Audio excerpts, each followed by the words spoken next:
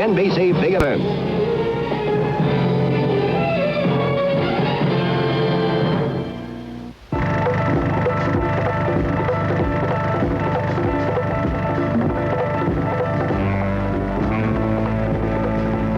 Superstunt.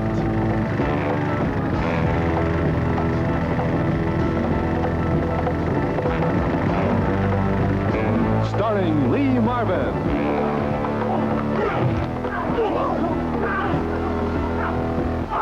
You know, one of the things that most actors don't think about when they come into this business is if they're going to do action films, they have to learn how to throw a punch and take a punch. Now, it sounds complicated, but once you learn how to pull them, that is to miss, because if you hit the other actor, he might not be able to work the next day and you have to stop production. So we've all had a lot of training in that area. Let me show you how it goes. First thing is you have to sell it. So you double it up like this, huh? And you look at the guy and you go, no! Pow! Ooh!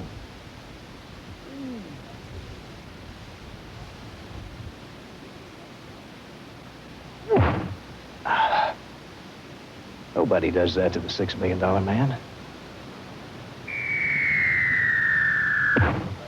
Don't do that. Now I can talk straight. However...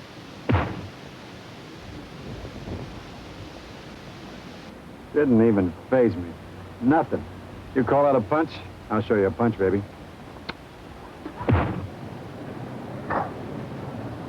Supposed to pull the punch so you can work tomorrow.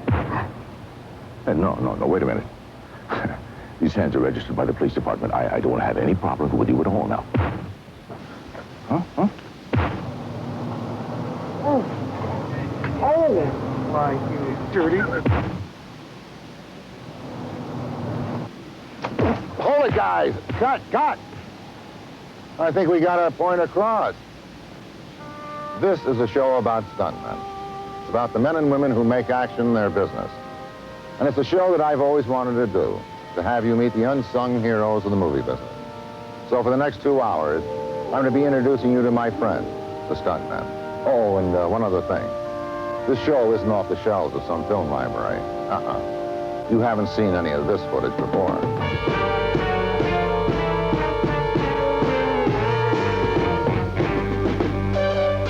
Tonight, Superstunt, with 2 hours of the kind of action entertainment that makes Hollywood's movies the most thrilling on the screen. Never before seen stunts performed by the best stuntmen and stuntwomen in the world. And the stars they work with: Ernest Borgnine with stunt driver Bob Heron. James Caan with stunt double H.P. Evans on location in Colorado. James Coburn and motorcycle stuntman Jerry Davis. Robert Conrad with a close look at world-famous stunt flyer Frank Tallman. Angie Dickinson on the set with top stunt woman Kitty O'Neill. Jane Fonda and her stunt double Sammy Thurman working on their new film. James Garner on location at Malibu Beach with look-alike stuntman Roy Clark. Buddy Hackett with special effects expert Ira Anderson. Lee Majors and top stuntman Bob Miner. Burt Reynolds on film location with Dom DeLuise and stuntman Hal Needham. And Robert Wagner visiting high gag specialist Howard Curtis. All climaxed by tonight's Superstunt, something no one before has ever even tried. Leaving one plane at a height of 2 miles, stuntman Dar Robinson is going to dive through the air into a second plane, 1 mile below, grab onto the wing, and pull himself aboard before time and distance run out. You'll see if he makes it tonight on Superstunt. Introducing the amazingly new mid-size Buick Regal. A little science. Trimmer than last year's coupe outside, but inside there's even more legroom, more headroom, more trunk A room. little magic. With the technology of even firing V6 engines. A little science. And all the luxury and comfort you expect from Buick. A little magic. Now, how did they do that? The new Regal at your Buick dealer now. Você me conhece? Eu sou conhecido porque uso a cabeça no campo de futebol. Mas também uso a cabeça quando viajo. Eu sempre levo comigo o cartão da American Express. Já usei em mais de 40 países. Ele é conhecido e respeitado em todo o mundo. Até nos lugares onde eles falam línguas estranhas. Como o inglês. To apply for a card, call 800-528-8000. The American Express card. Don't leave home without it.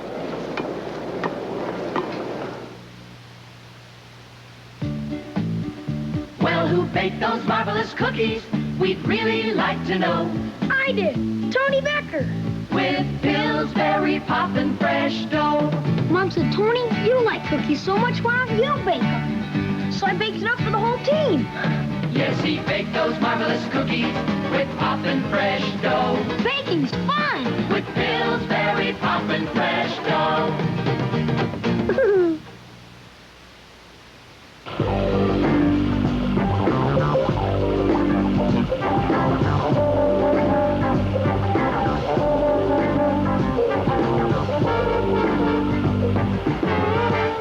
That's Hal Nita, one of the most famous stuntmen in the business. And like a lot of the guys you'll meet here tonight, he also stages his own stunts. So we're going to start with Hal and get a short course in what goes on behind the scenes in the staging of an action movie, how a stunt is set up, and how they go about making the star look good. That's Hal on location with Burt Reynolds. We're setting up a key stunt for Burt's picture, The End. What we're going to do is Burt and a lady that's learning how to drive her playing a little chicken game, and they both turn off the road.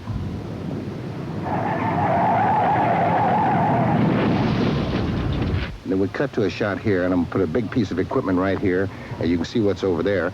And I'll have a truck pulling across in front of this ramp, so from a POV, from Burt's POV in the truck, it looks like he can go through. When the big truck clears, there's the ramp, and as he goes out over the ramp here, the old lady and the instructor go underneath, and we go over the top, and if we get lucky, we'll tear the sign off the top of the car. Oh, driving school safety sign. You're just going to do one of those shots, You huh? got it. Oh, swell. Yeah. And then we get out there the other side. Dom DeLuise is in the back end trying to save his life. I'm not comfortable. I don't care if you're comfortable. It's movies. This is not a lounge in the airport. No, I know. He'll hold you. He'll But hold you like this, see? First of all, we'll be driving along about 75, You said driving. 80, You 75, didn't tell 80 me it was miles going to an be hour. moving. You didn't 75, 80 miles an hour. And you'll come over the hood. He's You'll joking, isn't you'll he? come You're over the joking, hood. aren't you, Hal? And when you get over the hood, What hood? What are you the hood talking of the about? car. I'll be on the outside. Right. Of the truck? What, do you think you're going to be on the inside with me? Okay, I'm on the outside. You come over the hood. Over the hood? And you say hi. And then I throw up. No, if I don't lose you at that point. All right. I can't I'm lose not because Hal got you. Hal's got you real tight. Play like you've got But him now. suppose he lets go of the rope. He's not going to. He's never lost an actor yet. You owe me any money? He's never lost an actor yet. That's right. Do I have to talk or just You say, hi, I'm here. Hi, I'm here while you're going Yeah. 70 miles an hour on the top of a truck. Over the truck to the rope. Okay? Yeah, sure. It's easy for you to say.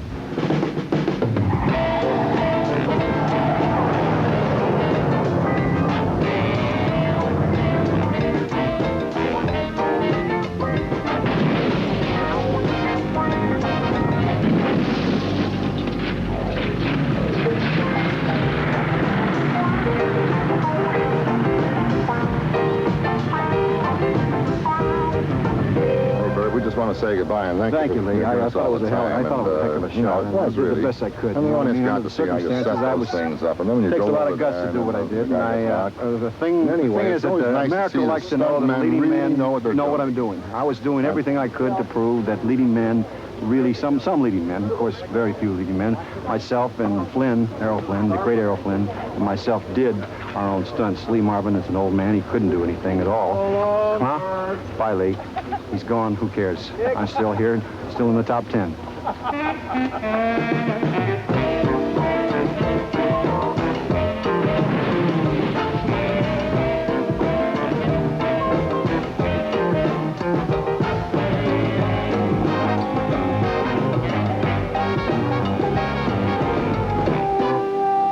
And you thought it was easy.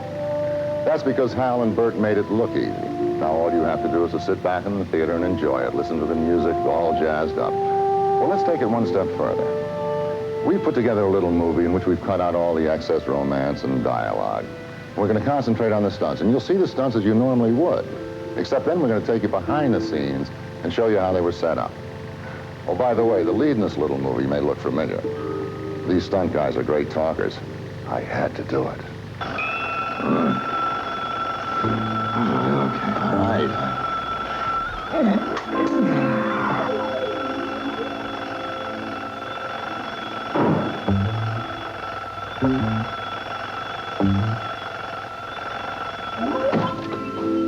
Yeah, that's me. Ace Diamond. Hung over as a pile of dead mice. You're right. You've never seen me before, but there's a reason. See, I'm not like Hammer or Marlowe and Spade, those sissy flatfoots. I'm tough. Now, why don't you just think of me as the action detective? I eat action. I breathe action. I even starch my shirt with action. So it's pretty simple why you've never seen any of my work before. It's too violent. But there was this one case, probably my most famous. Some collection of creeps kept leaving me crazy clues inside of common fortune cookies. Come on, I said. One fortune cookie after another. Oh, but I'm getting ahead of myself.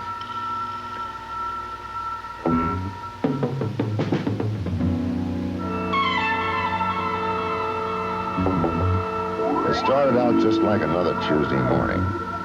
L.A. was hot as a dog in a sweater. And me, same old Ace Diamond. Too much booze, not enough sleep.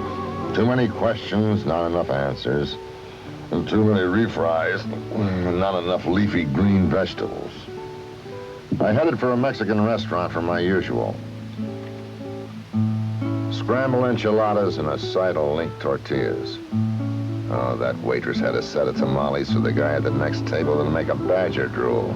I thought she'd brought me a tray of tiny tacos. Then I realized they were fortune cookies. Help. What kind of a nutty fortune is it? Help? Was it some kind of a joke?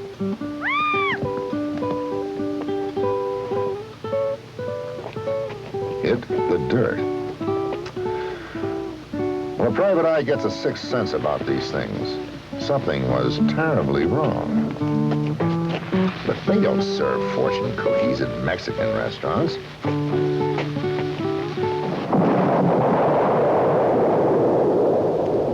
This fortune cookie jazz had about as much to do with my future as a gypsy's raincoat.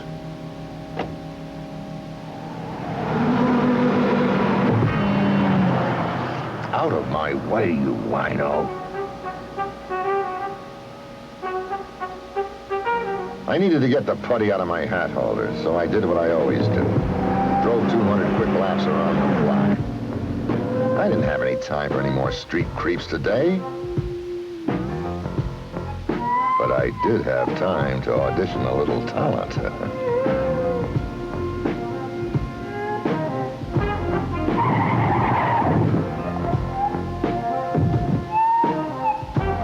Another stew ball.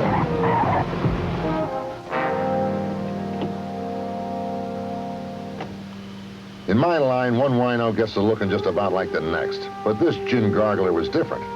He had a fortune in his mouth. And I'm not talking about the bridge work. Hot-foot it over to Hotel Hoffert rooftop. Or pick up your mail at the morgue. Well, fortunately, I'd seen enough Charlie Chan movies to know what this one meant. But I went anyway. Parked my car in Hollywood and bluffed my way to the roof.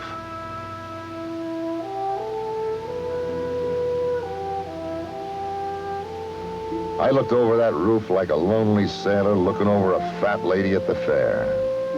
There was nothing to tie into the case. No clues, no stiffs, no dancing.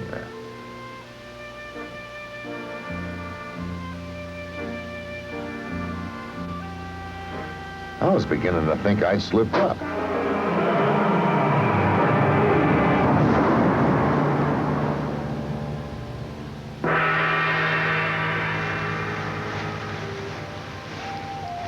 You know, it used to be I could bounce right back from a little 13-story scene. But here lately, I don't know, anything higher than 8 or 10 floors, and I need a nap. Well, while I was grazing, some cupcake on a skateboard grabbed my cookie. Oh, if I'd been 10 years younger, I would have loved it. But nobody runs over Ace Diamond and gets away with it. I had to let George Washington do the talking.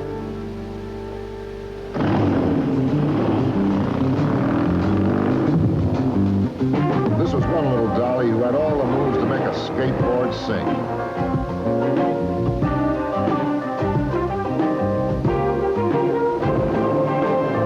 Unfortunately, she wasn't singing my song.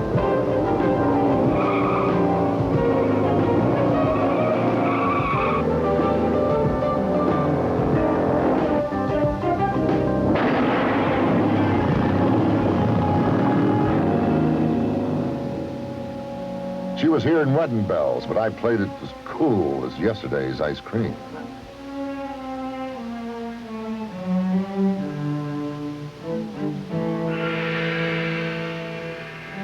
Go to Metropolitan Helicopter Service, 2000 Van Nuys Boulevard. Well, I, for one, had taken just about enough of this mysterious Oriental malarkey, so I decided to follow the itch of my socks. My socks are rarely wrong.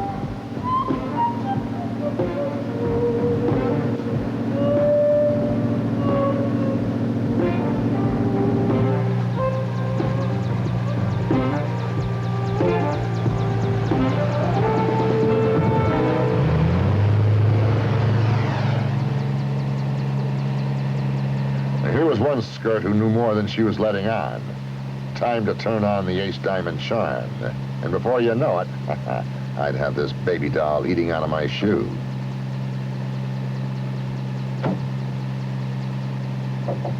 Hey, Ace, you heartbreaker, you.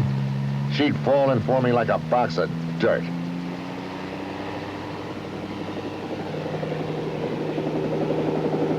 She gave my spirits a lift.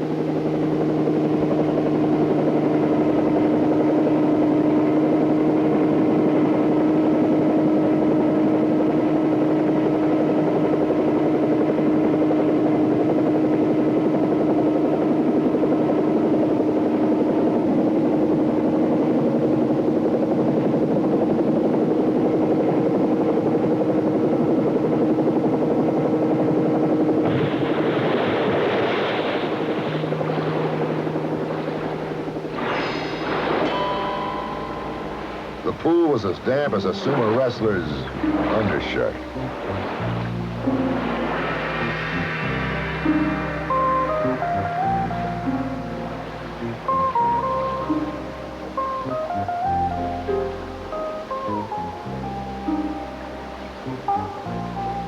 Beware of ticking motorcycles. I heard ticking, but I assumed it was just my tie acting up again.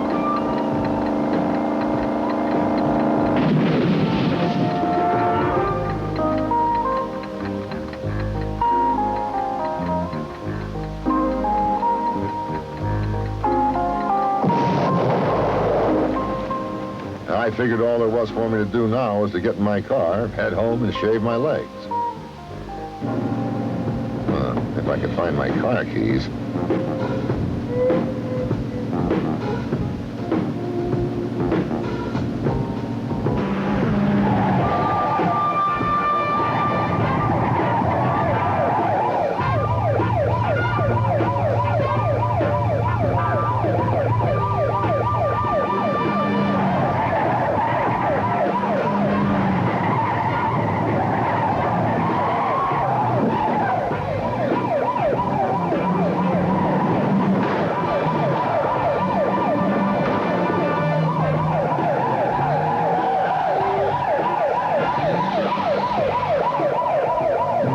Trying to unlock my Ferrari with a coat hanger, some joker decided to give me a thrill ride.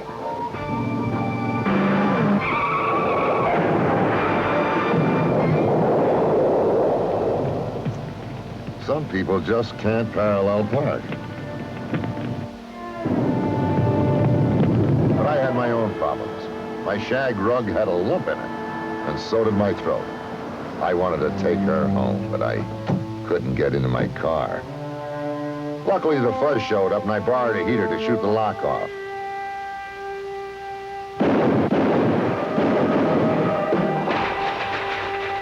I couldn't believe it. I'm the one whose life had turned to yogurt, and my car had the nerve to toss its cookies.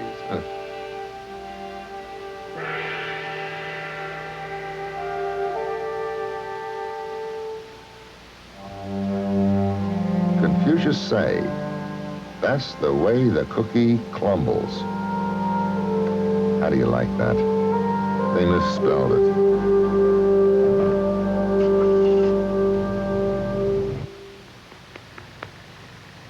Not bad, huh? Now, normally you'd read a review and some critic would say, Lee Marvin was superb in another action-packed thriller. Not me, pal. There wasn't just one ace diamond. There were 5. These are the guys that make everybody in my job look good every time.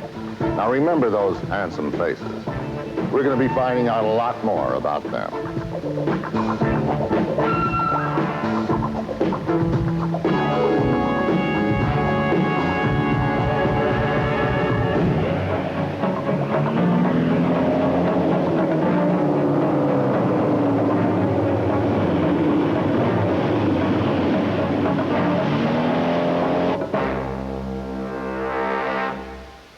These leading roll-on antiperspirants help keep you dry and odor-free, and they're all about the same price. Introducing Suave Super Roll-On Antiperspirant. It helps keep you just as dry and odor-free as other roll-ons without stinging or staining. But new Suave Super Roll-On does what theirs does for a lot less. Suave regular, baby powder scent, spring fresh, or unscented. What Suave does with shampoos, now Suave does with roll-on antiperspirants. Suave does what theirs does for a lot less. 2,500 pounds. This is what you'd have to leave behind if you owned an ordinary 1978 wagon instead of a Chevy Suburban. With a properly equipped Suburban, you can take it with you. At least 2,500 pounds more trailer. Or look at it another way. Suburban also can seat more people and hold more cargo. Chevy Suburban can seat, hold, and tow more than ordinary wagons. Chevy trucks, built to stay tough. Remember me, Annette Funicello? Would you believe these are mine? And Skippy, that's our peanut butter. They love the taste, so it has to be Skippy. You know, Skippy's not like other national brands. Skippy's got more ground roasted peanuts. Why, there's 1.5 jars of peanuts in every jar of Skippy. More peanuts for real peanut taste. So now that you know all peanut butters aren't the same, you know why it has to be Skippy.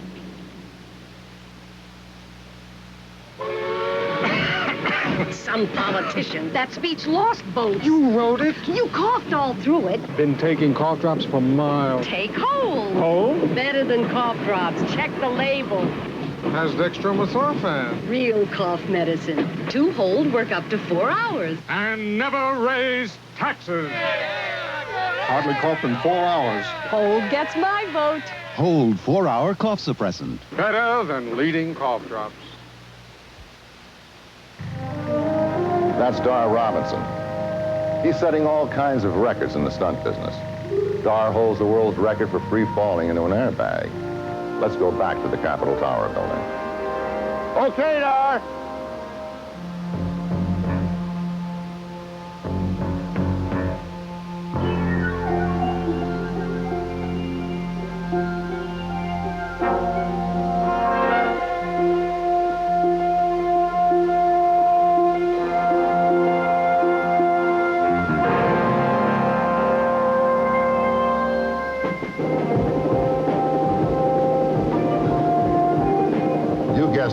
That's Dar at it again. Just a little trampoline workout. But what makes it all the more interesting is he's up there without a net, unless you count the smokestacks of the Queen Mary. Later in the show, Dar will attempt our big super stunt. It might be a good idea to find out what kind of a guy he is. So let's visit Dar and his family at their home in Los Angeles and talk to his wife, Darlette. Now, I was outside. I was watching the boys bouncing around on that trampoline out there now. They're sort of following in their father's footsteps in the sense of the sport aspect of trampoline. Where do you think it might lead them? I really don't know. Troy tends to be very active and outgoing and daring like Dar, and Sean is not quite so daring. In fact, I'm sure you noticed that he was quite camera shy and afraid of all the people. So Troy may follow his dad's footsteps and do something more daring than Dar, but I don't know about Sean. Well, how do they feel about their father doing all these big things? Well, I don't think they realize the danger that's involved. To them, it's just all fun, you know. Let's go watch Daddy fall off a building. Well, in essence, their father is Superman. Right. Well, when he was 6 years old, we had the first trampoline. And Dar was naturally coordinated. He took to everything real easy, knew where he was when he was upside down. And it was everything that was difficult for other people was very easy for Dar. I'm sitting here with Dar's father, Mr. Jess Robinson, and I thought it'd be kind of interesting to ask him a few parental reactions to what his son does. Well, of course, I remember on, well, the picture you were on, Paint Your Wagon, Dar said, gee, I'm doing a stunt on Friday, come on up and watch me. So that was probably one of 2 times that I've actually been on set when he was... Two? You've only seen him twice? Yeah, well, I didn't see him that time. Yeah, I only saw him once. I saw him when he was jumping on the trampoline under the helicopter at 400 feet or some ridiculous height. Over the Queen Mary? Yeah, at the Queen Mary, yeah. How did you feel about that? Well, I tell you, I know trampoline, and I know what he can do. But the trouble is that he's such a ham that, you know, you don't know whether he's really falling off of the thing or he's just, you know, giving it the old whatever. And so it's not one of my favorite sports is watching him. Well, when you and Dar went down for the Astrodome fall, you were there for 2 weeks with the equipment and all the testing of that. Wasn't that kind of nerve-wracking to test and have failures of the equipment back and forth and hang around for 2 weeks? Yes, it was, very much so. The equipment wasn't ready until the night before he was supposed to do the jump. And I kept telling him I'm developing ulcers, Dar, you know. And he would, in the testing of the equipment, he would work his way up to different heights. When he was going to test the equipment from the highest point that he had intended to test it before the actual jump, I was walking away, because, you know, I was afraid. I had mixed emotions because I wanted to see what was going to happen, and yet I was afraid if anything went wrong that I would see him die, you know? Here it is, the night at the Astrodome, where all the testing and nervous energy paid off. The jump was a perfect success, 193 feet, setting a new high fall record that nobody has ever beaten yet. Oh, except Dar himself, twice.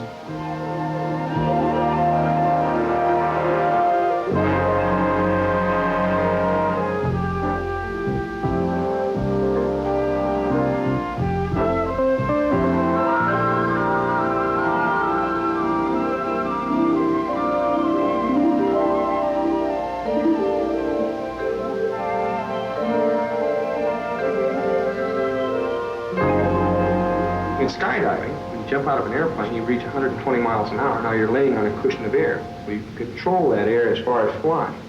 Maybe not perfect, but you can control it. In non-stable air, you haven't reached terminal velocity, so that's the very first part of your high fall. Oh, you're still in your Right. extension. I see. Basically, the very beginning of your fall determines where you're going to land. If you make a 6 to 12 foot error at the top, that's just a little adrenaline surge. It's a 40 to 60 foot error at the bottom of 200 feet. Now, let me ask you, you know about the super stunt that Dar's going to do with the plane. Now, I'm sure that you've been involved in a lot of his homework on that, too. And how do you feel about that one? I worry about it a little bit, but again, he's confident that it can be done. So my worries aren't as great as his dad's, I guess. Well, most of the stuff he's done, I know about, but I can't really relate to jumping out of an airplane, and so, of course, I'm apprehensive about it. But I've got to figure that he's, and I know he has, done all the research on it. He's gone into the history of people who have jumped out of planes for whatever purpose and whatever the problems were. But I kind of have a hunch that he's going to do it. just so you don't get the idea that all these guys do is to fall out of one thing and crash into another, they have a family life too. And like all families, they like a bit of recreation. In fact, every year, the stuntmen have a family picnic. Now, what could be more normal? But you and I know that they just wouldn't put together just any ordinary old picnic. For instance, here's what they put together for us.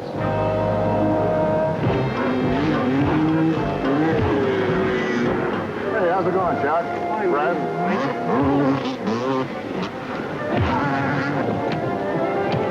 Hey, Beth, how are you? Just fine. Hey, nice to see you. No. You were dragging.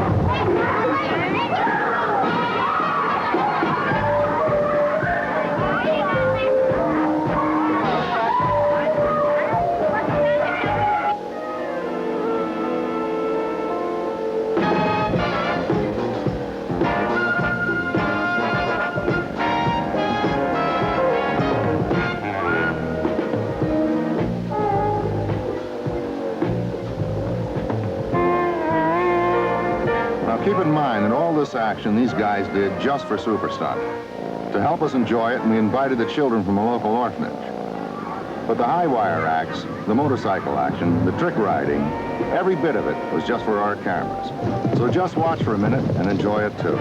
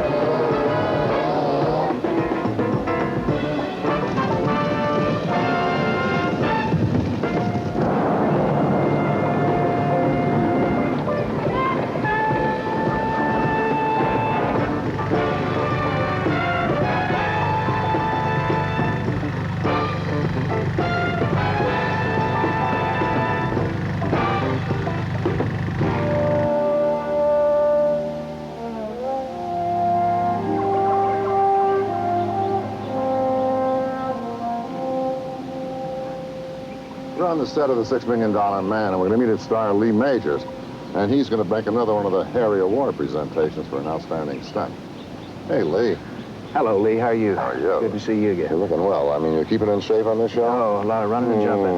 But listen, I want to thank the Stuntmen's Association for coming by my set and letting me have the opportunity to present an award, one of their Harry Awards of the year. Because these stuntmen, they do a lot of work for me. They make me look good and make a lot of us actors look good. They all look good over there. They risk their lives every day, and every now and then, unfortunately, we lose a few, and it hurts us all. But we're glad to see that at least sometimes every now and then we can give them their due. So what do you say, let's take a look at a film clip of a special friend of mine who makes quite a spectacular jump here, Bob Miner. Sure. Remember, Bob is jumping an 18-foot gap between two 7-story buildings.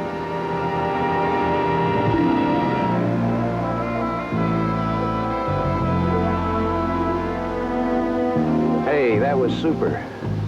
Lee Marvin, Bob Miner, the stuntman who just made that tremendous jump. That was something else. Listen, Bob, we have a little award for you because that was so super as probably one of the hairiest jumps of the year. And it's on behalf of the Stuntmen's Association, and Mr. Marvin would like to help with the presentation here. I give you the presentation. You give Bob, this is your award for making that long jump. It's an old bionic, worn-out tennis shoe. And the bottom eating out. Total fair, right? Great-looking shoe. I want to thank you. Hey, Bob, that was really great.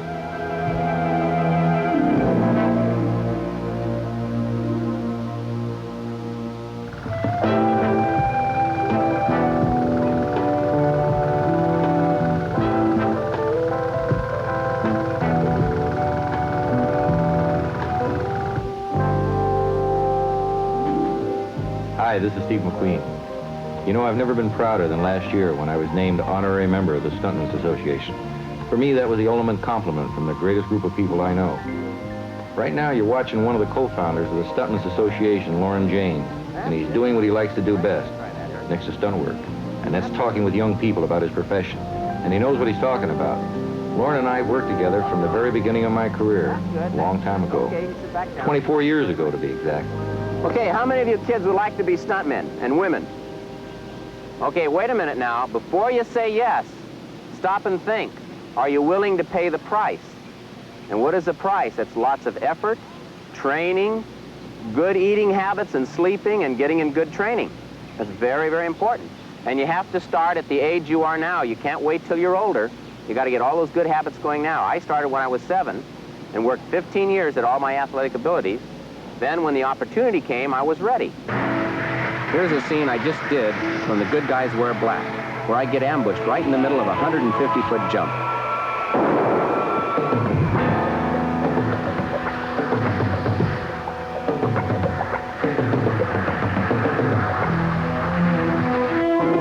And this is one of my favorite stunts I did for the Western, which got a standing ovation at the world premiere in Paris. Okay, you've seen all those. How'd you like to do them yourselves? That's smart. That's very good, because it takes a professional. And I hope none of you kids go home and try these things unless a professional stuntman is there to help you, because it takes years of training and knowledge to learn how to do these. I just put these in to show you there's no telling the kind of things a stuntman will be asked to do. Now that's real oil, and it's coming out of the ground with the same pressure as 7 fire hoses. You know, Lauren, I've been standing over there listening to you tell all the gang what's going on, and I gathered that safety is really your major concern. Well, you bet. It's the #1 thing for a stuntman. In fact, all the safety devices that the stuntmen have developed have been and can be used for the general public. An example, like what? Well, like the airbag. We do our high falls into this airbag. Well, fire departments and hotels can utilize it. And it works out fine. When you jump like you're going to sit into a chair. Okay. So they say jump, and you jump. Then the thing goes, whoa!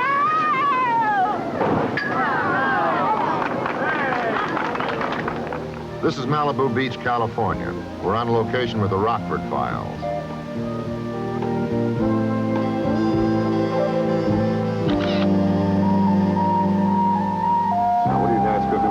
Well, we got a couple of stunts today, Lee, and what Roy and I usually do, we've been working together so long that we usually switch off. I'll take one, he'll take one. You take one? Oh, yeah, every now and then.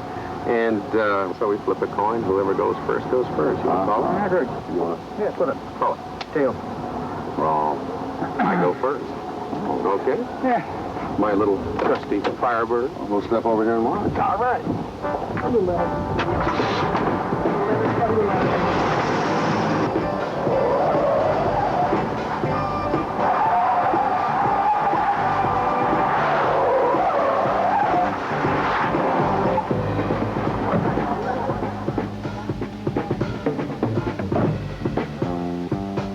Harry stuff, isn't it?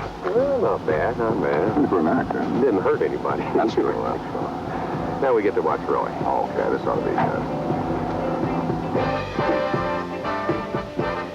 Now that's Roy.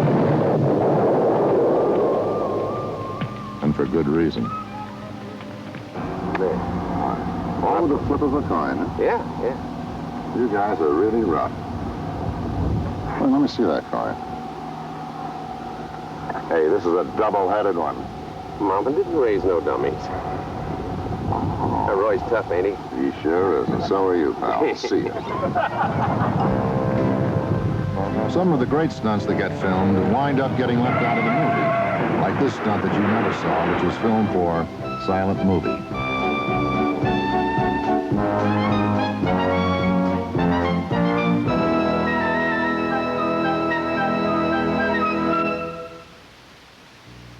My wife is a very demanding woman. Take ordinary potato chips. She was never satisfied. Said she wanted more flavor, more crunch. Then she found Ruffles. I said ridges. She said more than ridges. More flavor, more crunch, because there's more to crunch into. Ruffles brand potato chips. For people who demand more of a potato chip. check. Demanding, but smart. Checkmate. Maybe too smart. It's tough not to love the new Mercury Bobcat. With 5 great features now standard for 1978. There's power front disc brakes, style steel wheels. Love that Bobcat. There's steel belted radial, stabilizer bar, tinted glass. Love that Bobcat. Love that fuel economy. Bobcat's EPA rating is 35 highway, 25 city. What do you want? Love that Bobcat. Love that Bobcat. 78 Bobcat with more standard features, a lowered sticker price. Love that Bobcat. How's your nose for news tonight? I have a stuffy cold and my sinus. Well, tonight's nose news is good news. New 4-way long-acting nasal spray. New? It works up to 10 hours. Try it. Hey, that's a blast. A blast that lasts. And 4-way long-acting can cost less than the leading 10-hour brand, too. Hey, there is good news tonight. New 4-way long-acting. The blast that lasts. Up to 10 hours.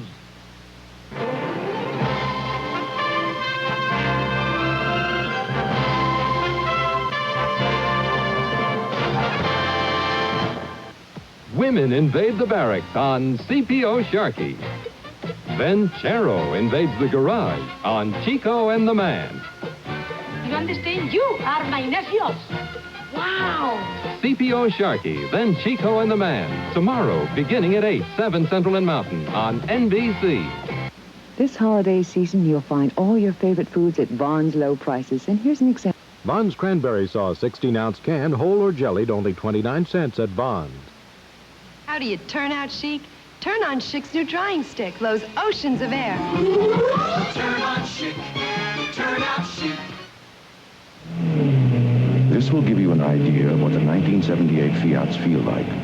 For a better idea of what they look like, see a Fiat dealer. Some local reaction to the Sadat visit to Israel at 11 tonight. Once upon a time, 2 young people in this stunt business met and fell in love while working together on a movie. It's our own little love story about Glenn Rubin and Jerry Wells. And this is how they met. Working together as stunt performers on the Duchess and the Dirtwater Fox. Now, you've got to admit, that's an unusual courtship. They've been together ever since.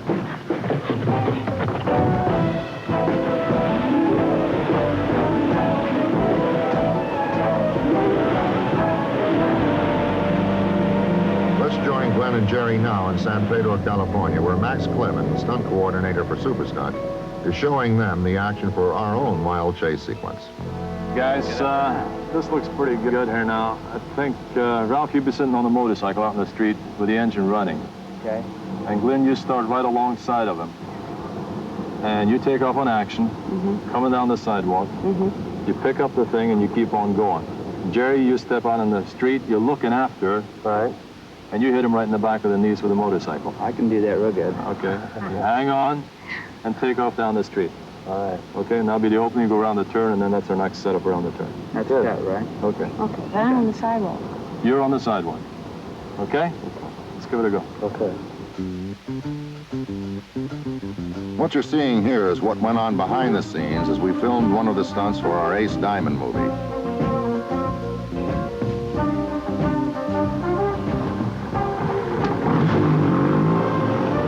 And here's Jerry Wills doubling me.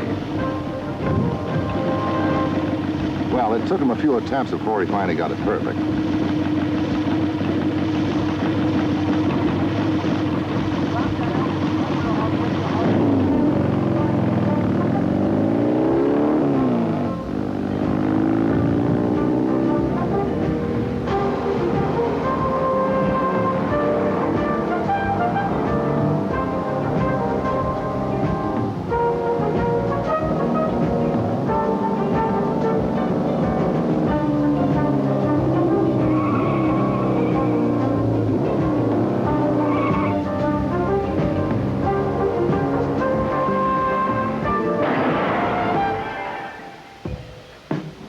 And there goes Jerry, making sure that Glenn is all right.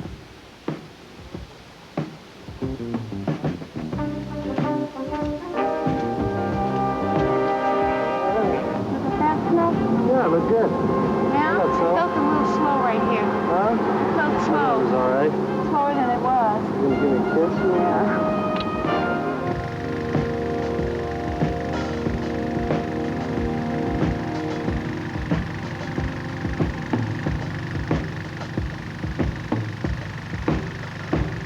No show about stunts would be complete without meeting this stuntman. He's coming up the hill now with Jimmy Coburn.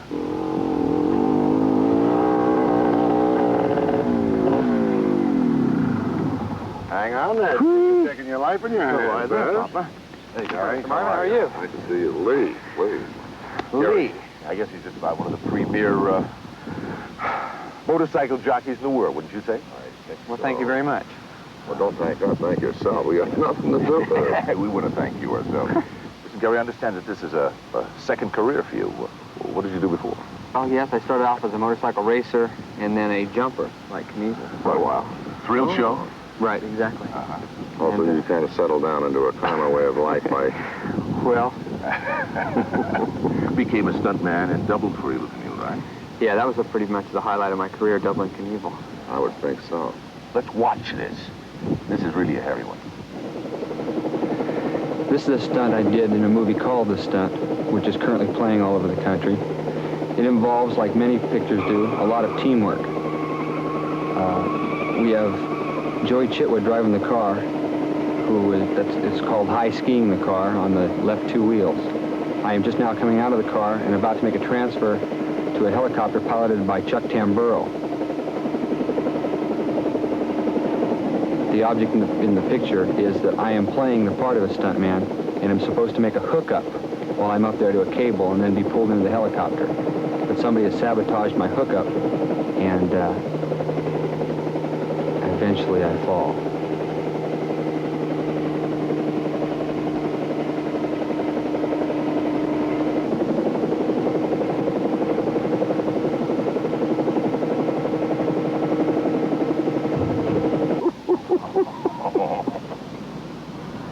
Oh, my... You get into something that you don't want to do, Jim. You want... Hey, wait.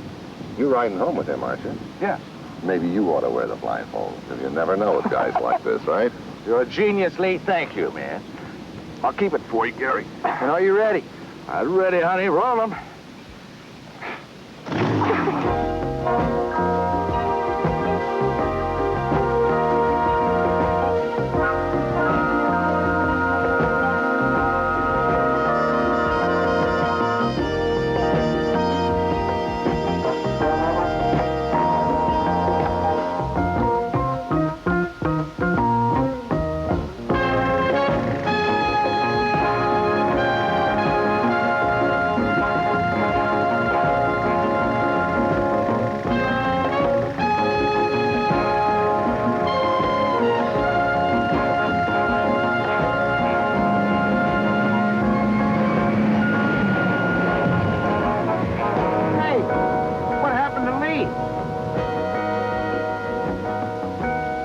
That's Bobby Heron driving that car. He's probably one of the best wheelmen in the whole world. But I'm lucky. I got out, because Ernie Borgnine's still stuck in there with him. Good luck, Ernie! Bob, don't you think you're going a little bit too fast? Bob? Bob?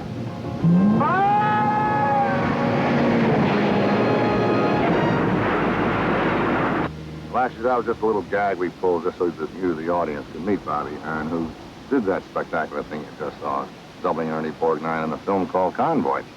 I saw Ernie around here. Oh, here he is. Ernie, come over here. Oh, boy. How about that one, You look pretty good. Huh? Thanks, Bobby, for making me look good. Really, Bobby, for one of the great stunts of the year and, for, in my estimation, for all time, going 162 feet through the air, through a signboard, through the top of a house, and landing that far away. The Harry Award of the Year. You can still see the glove hanging onto that thing.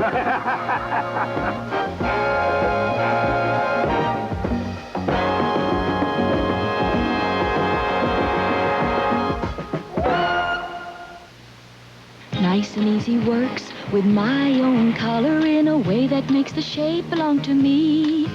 I get highlights and shine, a shade that's really mine. It's the nice and easy shade that's just for me. Nice and Easy looks natural because of the way it works with your own hair color to give you a shade that's absolutely yours.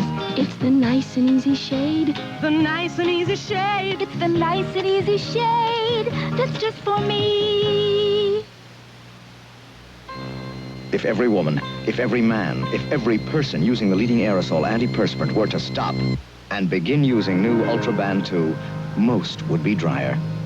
This totally different aerosol is the beginning of a new era in antiperspirants because Ultraban 2 left out gases that may harm the environment, but kept in more effectiveness for an antiperspirant you may never have dreamed possible. New Ultraban 2, no harmful gases, more effectiveness. New from Bristol-Myers. Hey, Mom! Oh, hiya, Sonny. Stop sitting around, Mom. Let's take a ride in my new Ford pickup. All right, let me drive. Hope I can handle it. This is the one that's built tough with Ford's exclusive twin I-beam suspension and a new 4-speed overdrive option. And extensive rust-fighting materials on underbody parts. What you think, Mom? You may think I'm off my rocker. This Ford is tough. Of all Ford trucks registered over the last 12 years, 93 out of 100 are still on the job. Somewhere, someplace, sometime, something deep inside you will make you say, indigestion. That'll be the time for Pepto-Bismol. Indigestion. Pepto-Bismol. Indigestion.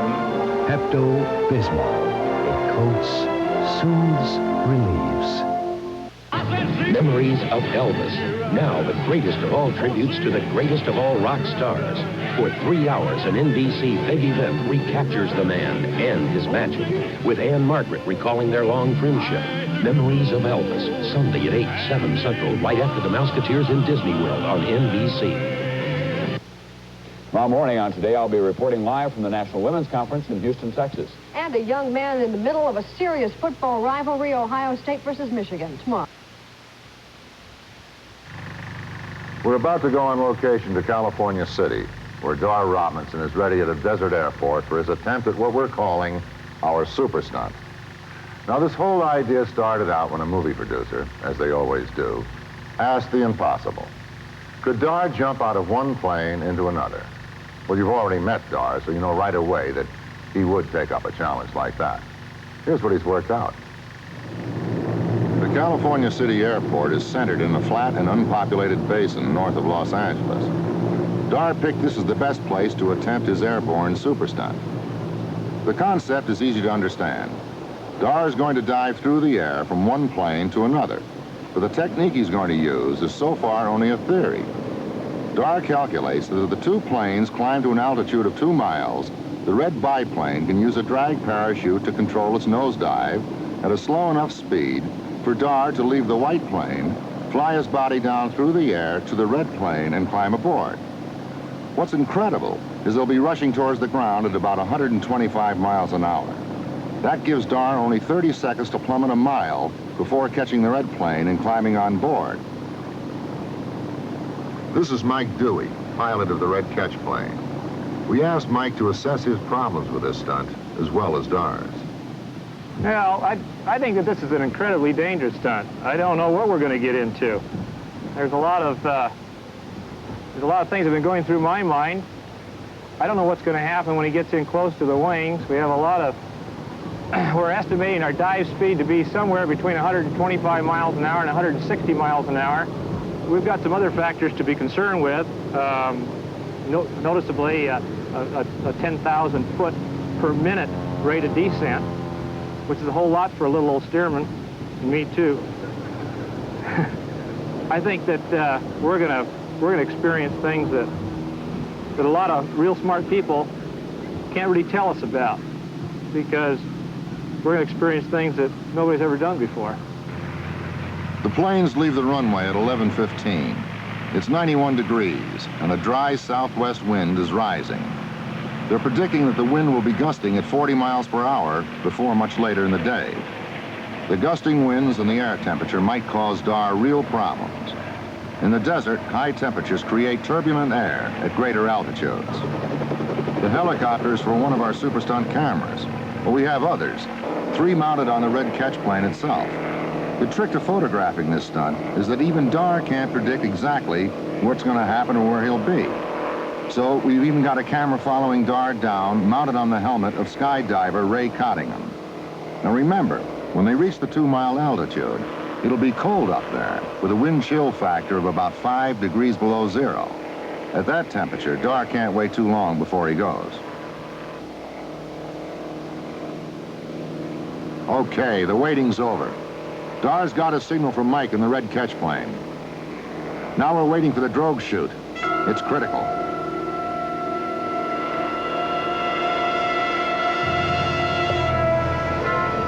There goes Dar. Right now, he's chasing at about 200 miles an hour until he flares out.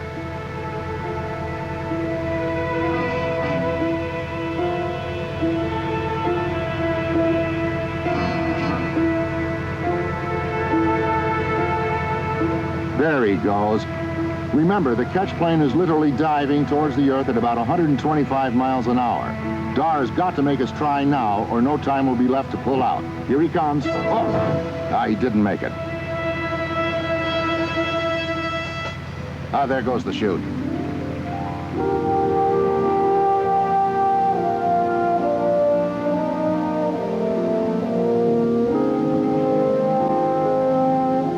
Okay, let's pick him up with our ground cameras. Well, not only that, you got to walk all the way home. Yeah. Tell me what happened. First off, the flaps on the chase plane got stuck in the down position, so we were not able to go into the dive with the steerman, so that forced me to leave early. At that point, I fell immediately below the steerman, which put me in a very bad position because I cannot look up, and Michael does not know that I'm down there, first, for one, and if he did, he wouldn't be able to see me anyway, so it was an excellent opportunity to be right directly under the propeller when he came down.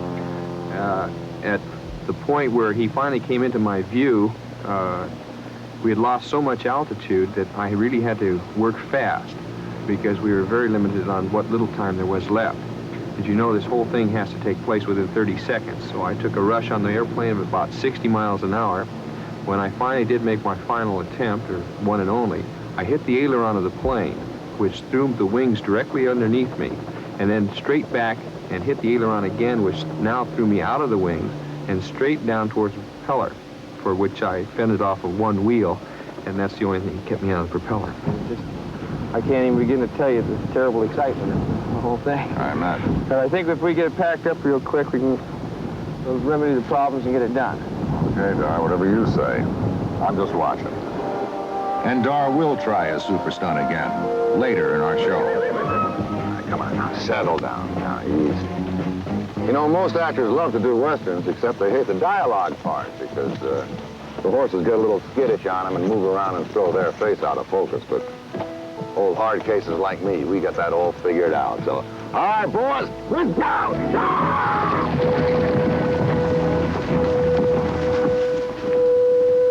That's a print.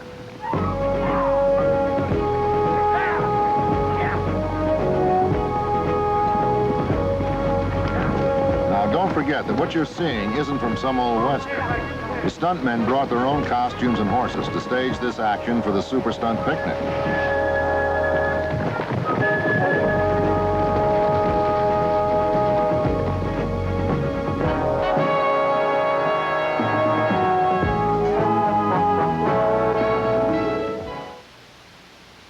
Which is best for driving in fog, high beams or low?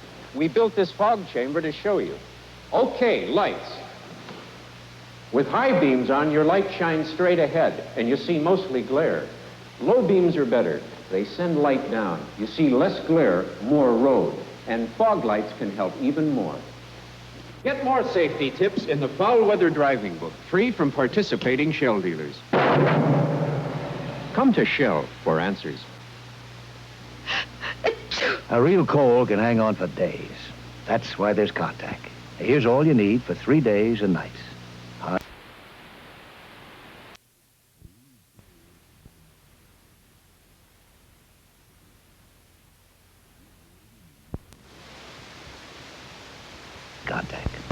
we think we were right.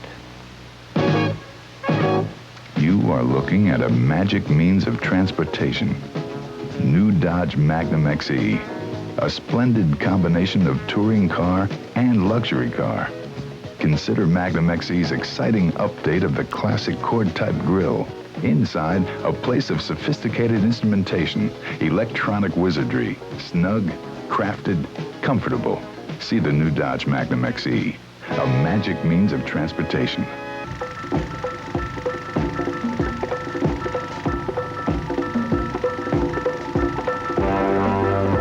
Kitty O'Neill.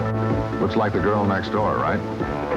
She's opened up the frontiers for women into a whole new area of this action business. And believe it or not, she did that firefall and crashed the van in our movie. The amazing thing is that Kitty has what most people would consider to be a major handicap. She's deaf, but she's learned to cope. So we're talking with Duffy Hamlin, who happens to be one of the top automobile vehicle stuntmen in this business. And you wouldn't believe it, but he's married to Kitty O'Neill. Anyway, as a husband-wife team, they work things out together. You might remember Duffy, though, from the film American Graffiti. In the last sequence, the car goes on and on off the road rolling. It's quite a dramatic shot. So anyway, as a husband-wife team, they consult each other in the best way to do these things. So now Duffy's going to tell us what Kitty's going to do this morning. Kitty will be driving a van, chased by a police vehicle. She'll come down this boulevard at a high rate of speed. They'll both turn in here, almost tipping the van over. Make an entry into this multiple-story garage, crashing through this barrier here.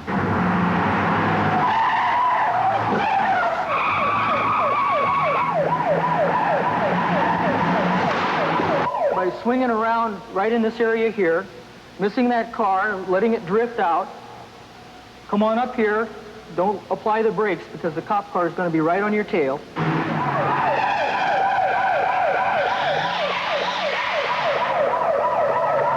You're going to hit this ramp up here at about 32 miles an hour. The van is going to roll and flop on its side. It'll immediately bust into flames. You're going to come out in a complete engulfed fire gag, walk over to the wall, and then you're going to do a 7-story high fall on fire. Okay.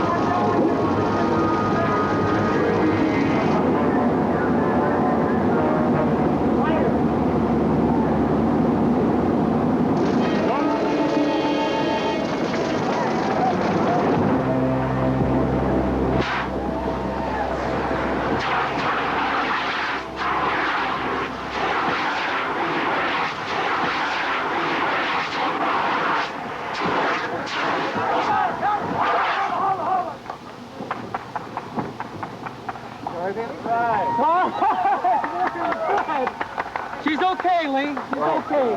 She's okay. Look at that. Fantastic. Beautiful. Just beautiful. Wow. Yeah, oh, her nail. Just like a woman, she's worrying about her nail. Pretty strong stuff for a woman. And it's really all the more incredible when you remember that Kitty's deaf. You're looking good. Hey, Duffy, get on in here now. It's your turn. We're on location at Women's Prison for Policewomen. Today, Kitty's working with coordinator Dick Butler, going through the action of an upcoming stunt for Angie Dickinson and several stunt women.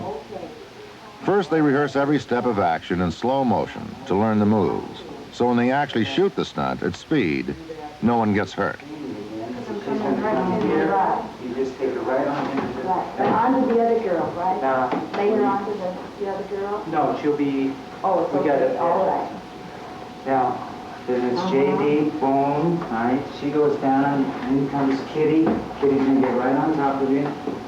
Then she goes, the two of them go down.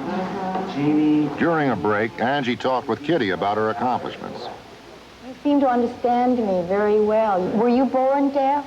Did you become deaf through an accident? No, I was 4 months old baby. I had a measles, smallpox, and I had high fever, and he killed my nose. Oh. Then I put me in ice to save me, and that's what happened. How did you get started as a stunt girl in the movie? My husband taught me how to be a stuntman for 15 years. Uh-huh. And that's how he taught me how to other stunts. You hold the a land record for speed in a car? Yes.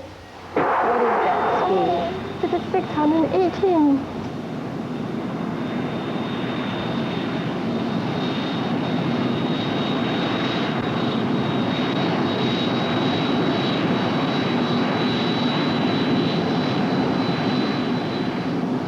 And on the water, you've also broken records? Yeah, I've been 275 on the water, and that is scary.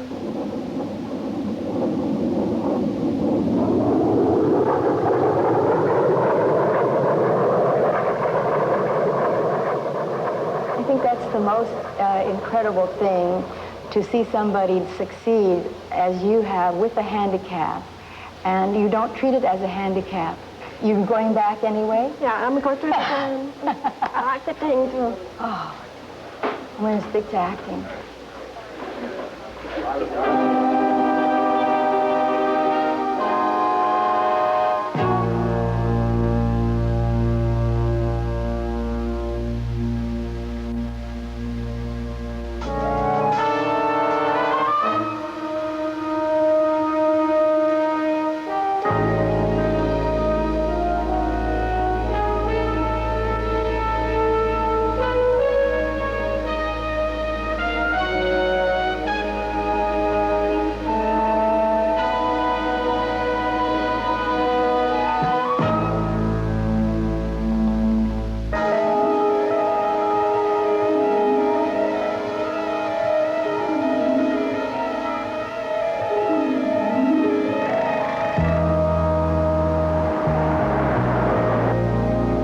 Stuntman isn't something that just happens overnight. I mean, it takes a lot of training, rehearsing, etc.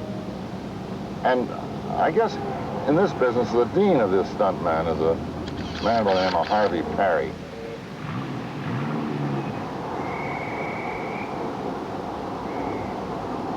And we're on the way to meet him now. He's a marvelous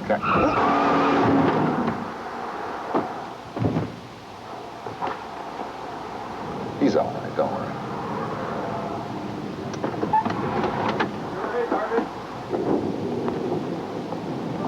Hello, Harvey. Ah. Are you all right? Well, I'm just fine. You sure you didn't get hurt, huh?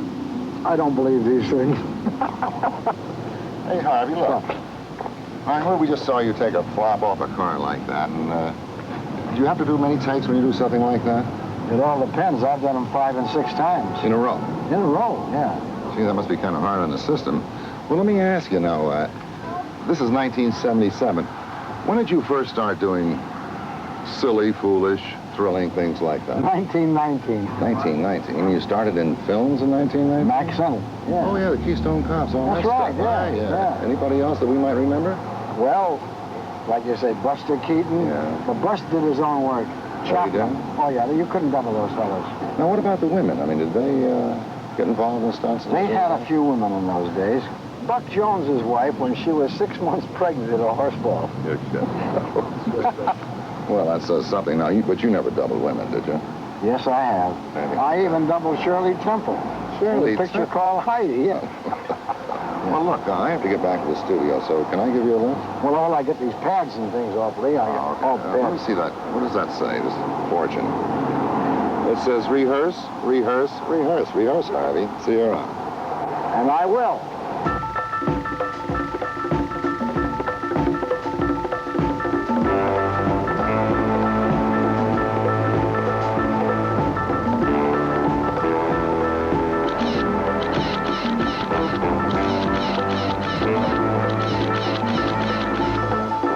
This innocent-looking face belongs to Hollywood's ace special effects man, Ira Anderson. And this is his specialty.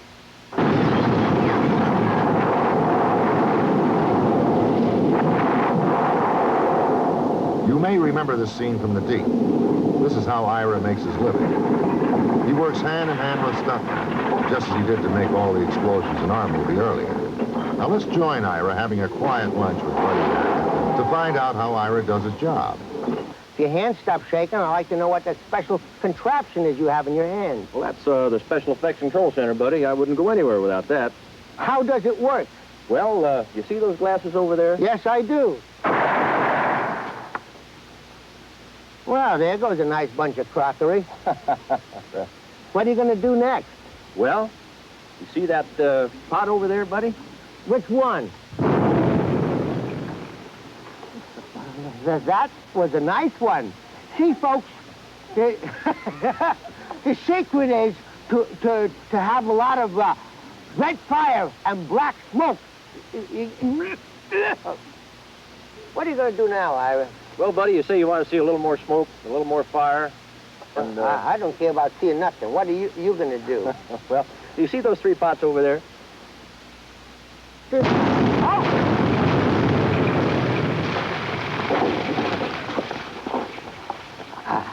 I didn't really get a good look at them. You know, Ira, what you ought to do is learn to loosen up a little bit. You are too tense. You understand? Come with me. We're going to go someplace where you could loosen up. Just relax quietly. We're going to the morgue.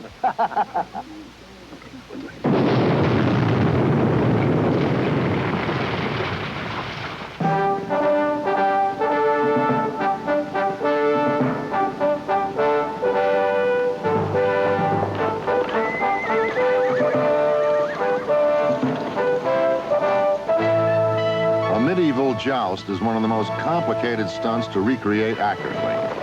Here at the Stuntman's Picnic, the guys brought their own equipment, costumes, and as you'll see, their own horses, specially trained for this kind of work.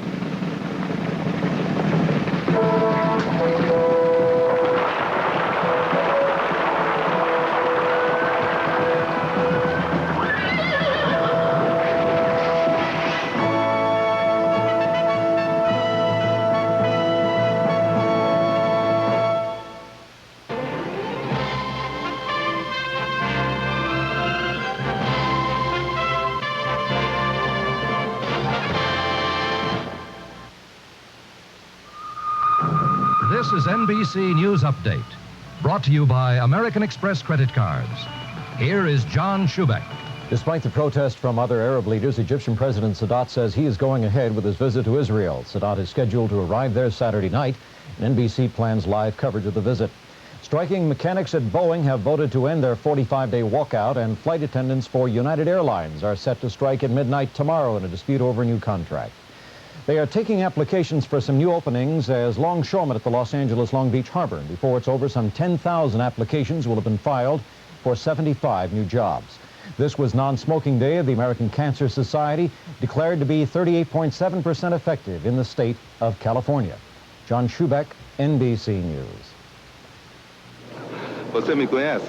Eu viajo por lugares onde eles não entendem a minha língua. Mas normalmente eles entendem isso. The American Express card don't leave home without it. I'm glad you're here with me tonight. The Neil Diamond Special. New songs, classic hits.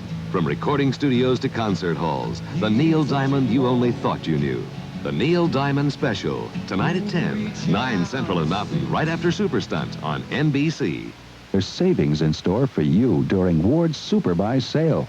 Like women's wedge boots in black or tan, now 30% off. Ward's best long-wearing knit-grow sleepers are only $3.97. Save $5 on Ward's machine wash, machine dry electric blankets, just $14.88. Get sure starts with Ward's rugged 10-amp battery charger and save $10. Savings throughout the store are rolling your way during the Super Buy sale at Montgomery Ward. I drive a Ford pickup because my daddy told me they're built tough. Right, Daddy? Right, and I bought a Ford pickup because my daddy told me they were built tough. Right, Daddy? Yep, and I drive a Ford pickup because my daddy told me they were built tough. Right, Daddy? That's right, yeah. My daddy came to Texas in a covered wagon. I had to learn about Fords on my own. I'm a smart old bird, ain't I? Be a smart old bird. See your Southern California Ford dealer. Backaches, Causes and Cures on News Center 4 at 5 p.m.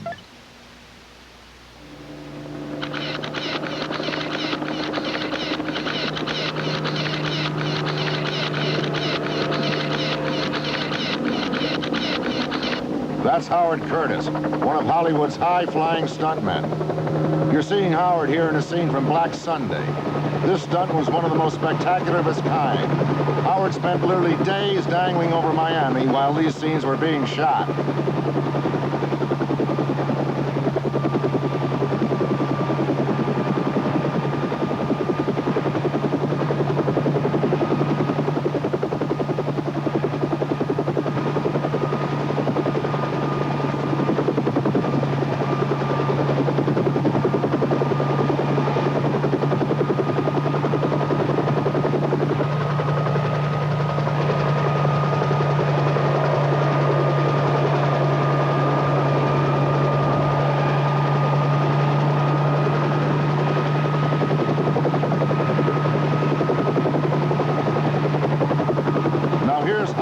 Hometown of Hollywood, and he's still at it. He's telling the pilot to take a shortcut over Beverly Hills and step on it. Howard's late for a meeting with Robert Wagner to discuss a stunt for Switch.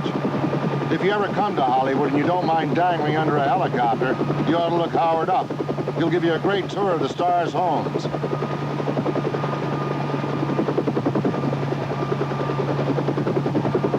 I think he's going to drop in on Bob Wagner any minute now. Howard and I work together every week on Switch. He's a complete professional and a perfectionist. And he's also late.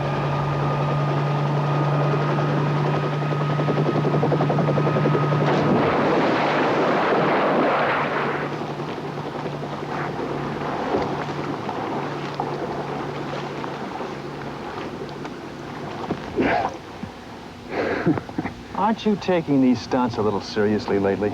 Huh? Where you been? Sorry I'm late, Bob. I saw a beautiful girl sunbathing on the roof.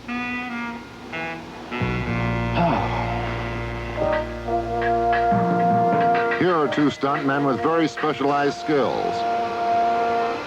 Meet John Romano and Victor Paul. These two put on quite an exhibition of swashbuckling for our guests at the Stuntman's Picnic.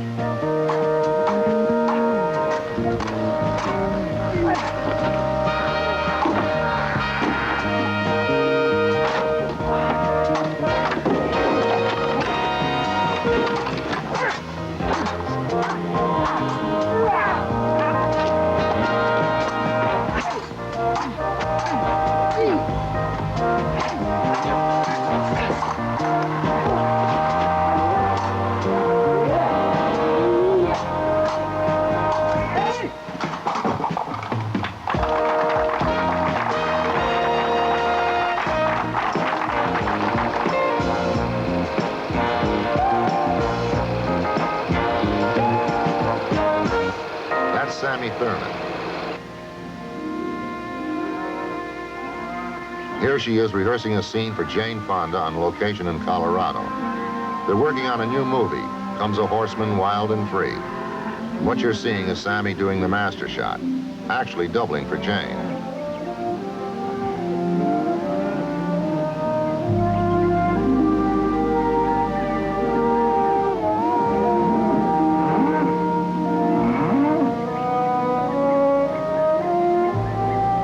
You'll see the stunt coordinator, Walter Scott, direct the action as Jane takes over for her shot with a close-up camera.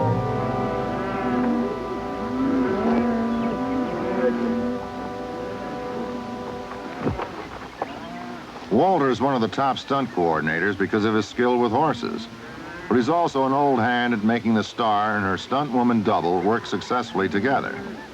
The trick to stunt doubling is not only to match costume and hairstyles, but also match movements and attitudes.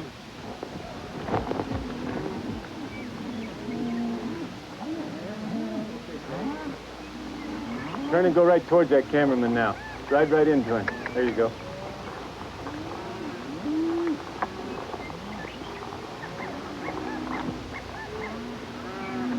Okay, whoa. Whoa. Yeah. Got it. I got the horse.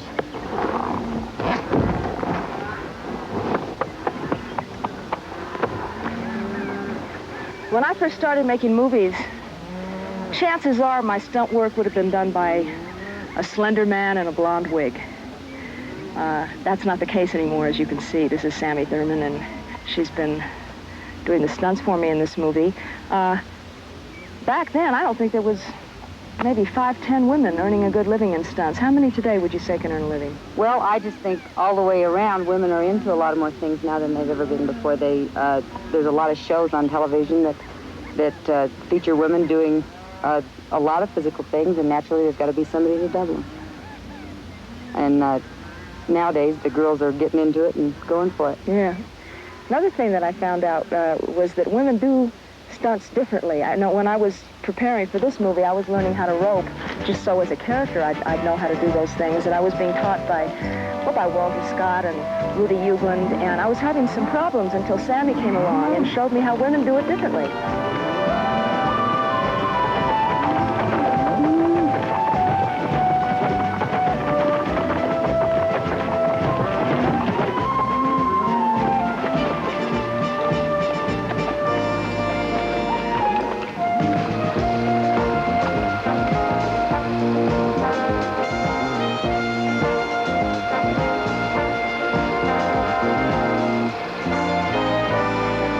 Terry Leonard, stunt coordinator. He's just been involved in a film that's possibly the most talked about film ever to come out of Hollywood, Apocalypse Now.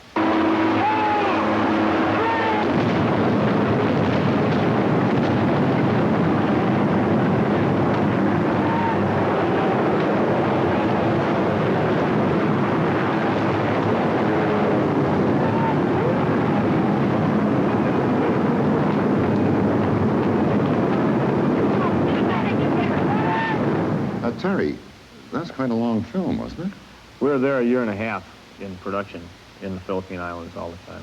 And when's this going to be released? Should be released in the spring, the coming spring of '78. Right. Well, you want to tell us a little bit about some of your marvelous experiences? Well, we blew a helicopter 9 feet in the air and crashed it to the ground, and 4 men came tumbling out on fire. Myself was one, Steve Boyum, Kerry Rossell, and Joe Finnegan were the other 3.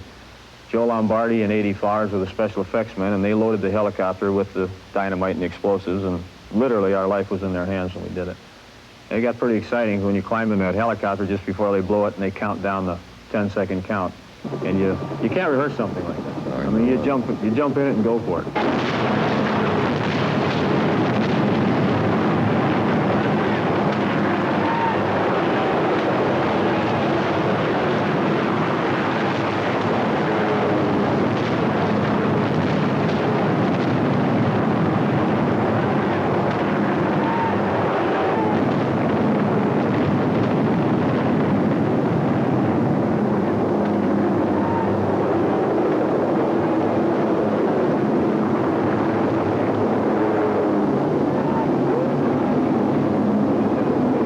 Exciting? It was exciting. It got your attention.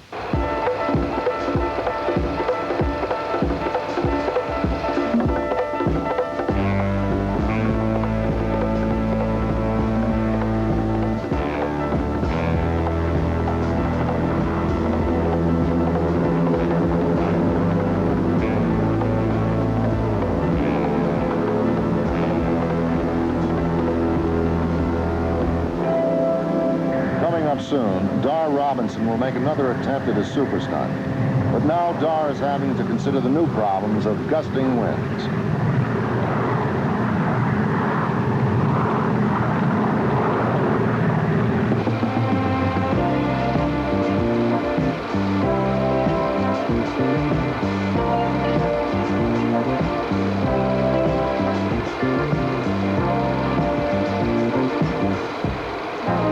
H.P. Evans, rodeo champ and stunt double for James Caan. And here we are back in Colorado, where along with stunt coordinator Walter Scott, H.P. and Jimmy are up against the usual problem of keeping the star from taking too many risks. But it doesn't always work out that way. Listen, H, you've got to double Jimmy in everything that he does. He may want to do some stuff, but he's got a lot of dialogue. We can't take a chance on getting him hurt. He can do it, and he'll want to do a lot of stuff, but you have to do it, all right? That's good. Okay. And all you do here is, Sam will lead the steer across. You rope him by 2 hind feet, pull him tight. When he falls, that's it. All right? Yeah. Got it? Yeah.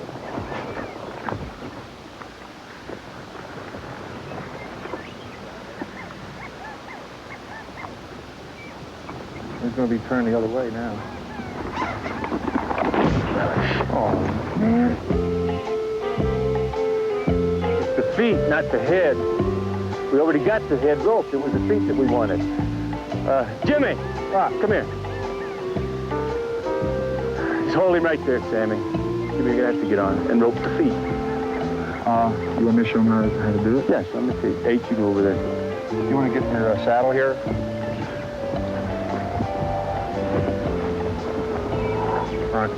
I'll need a horse. Let me get him in the business. And we can get you to do this.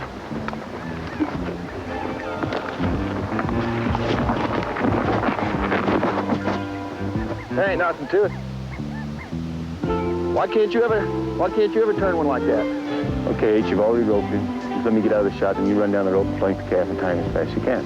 All right? All right, go ahead, H.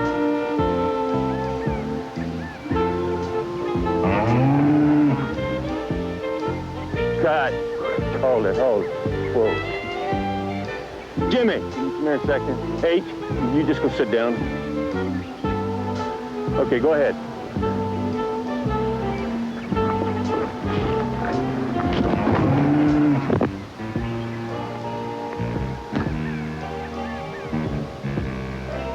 That's the way you're supposed to do it.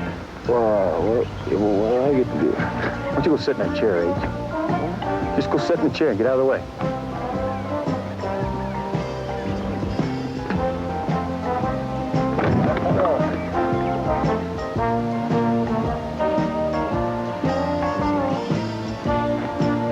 You okay, H? Actually, we did find HP at the national finals as a world champion team roper. He is a good stuntman. This is all in jest right here. He's a good friend of Jimmy's, and he's a good stuntman. I hope I didn't cost you any money, they do.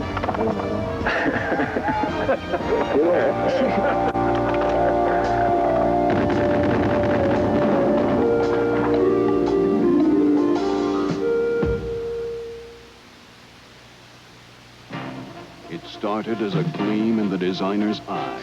The super sporty Datsun 200 SX. SX appeal at a Datsun price. It's Datsun, driven to the unexpected. Nobody demands more from a Datsun than Datsun. We are driven. I like your style, Datsun. Mi sentii meglio perché aiutò la mia pelle ad apparire più giovane. Oil of Olay. Listen to what women around the world are saying about this mysterious beauty fluid. I feel when I wash my face and put on oil of Olay, I can go out without makeup. Oil of Olay helps make my skin moister and fresher. Oil of Olay est légère, vite appliquée et rapidement absorbée. Now that my laugh lines are less noticeable, I like to think I look younger. Discover the secret of Oil of Olay. It can help you look younger, too. You have to be dedicated, demanding, driven. It took Datsun to design the one and only King Cab. Up to 11 cubic feet of storage behind the seats. Try finding that in any other small pickup. Nobody demands more from a Datsun than Datsun. We are driven. Keep on thinking big, Datsun.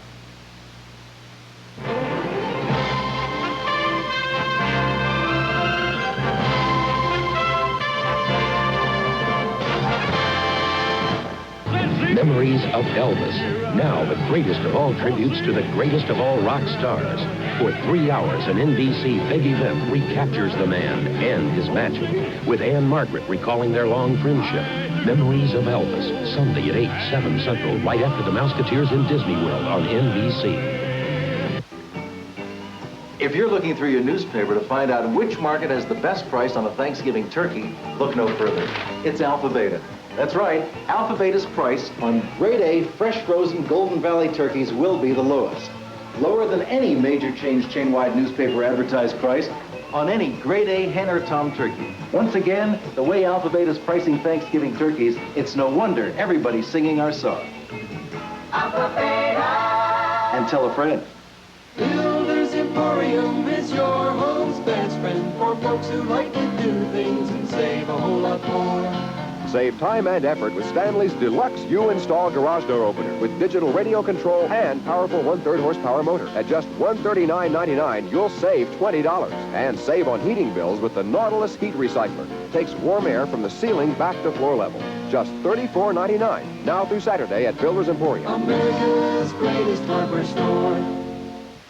Big turnout today to work on the docks. We'll have film at 11 on 4.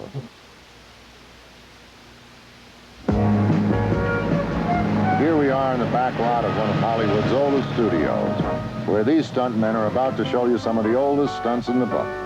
Watch, and I'm sure you'll recognize some of these gags.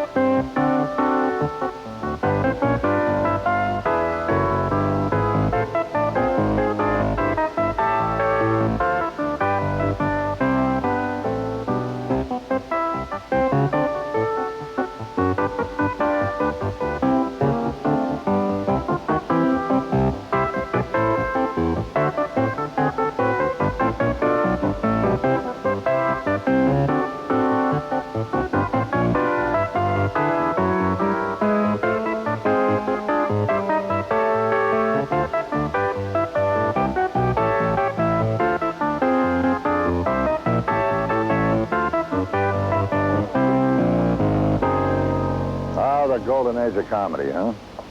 Most of these gags were developed before these stuntmen were even born. Guys like Chaplin, Lloyd, they gave stuntmen their first job. Really sophisticated stuff. If you could fall down, you'd get a laugh. They didn't need sound in those silent days. Because if the punchline wasn't funny, it didn't make any difference. Nobody heard it. Yep. They don't make them like they used to. Buster Keaton, Max Sennett. Oh. And the Keystone Cops.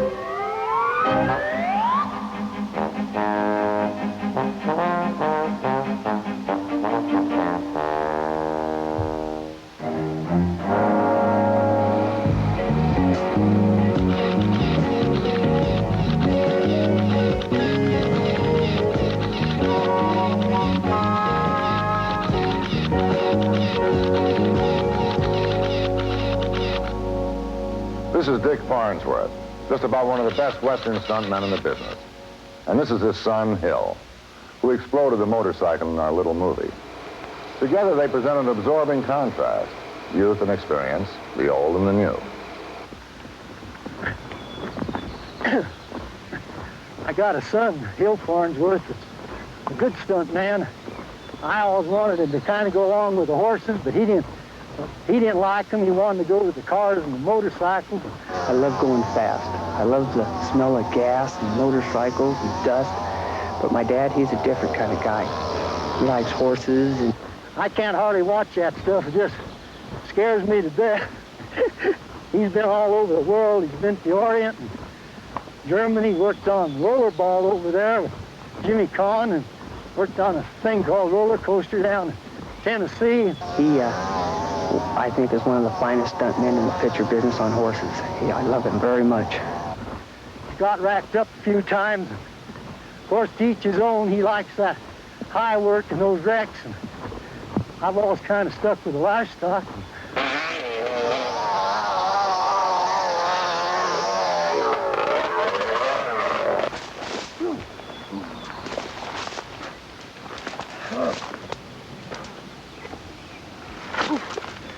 Gee, well, my dad didn't see that. Yes, we did see that. We did see that. Didn't we? Yes, we did. Let me tell you about this man here. This is a man who was a leading stuntman for 30 years. In fact, you stunted for my father. Yeah, I doubled Hank in 1950 on the Tin Star. Right. Gary Cooper and Monty Clift. Right. Red River. And I'm sorry to say that he has become an actor. He has a major role in this film, and the reason that I'm sorry to say it is because he's walking away with the movie. And you're going to be seeing a lot more of him as an actor because he's brilliant. Well, I hope you're right. You're saying an awful lot for me. Thank you.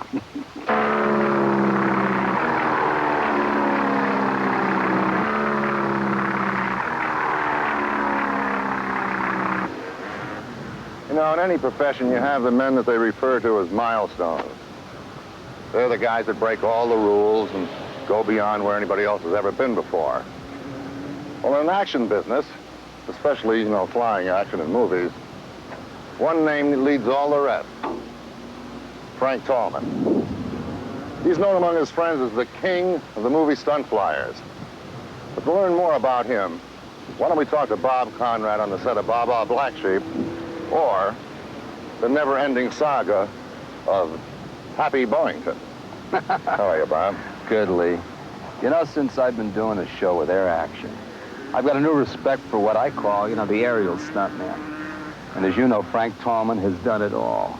Oh, boy. Remember crashing through the billboard, Mad, Mad World? And all the action in the Spirit of St. Louis, Waldo Pepper Flying Circus, Frank. All right, hold on to your seats and watch Frank Tallman fly the red biplane in these scenes from the new film, Capricorn 1.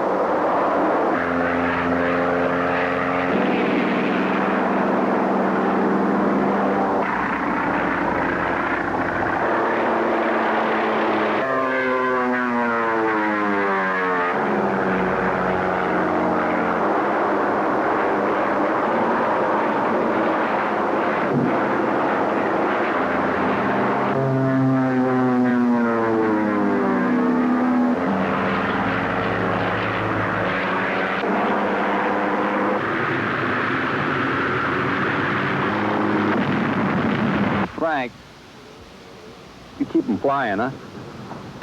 See you around, Lee. Okay, Bob.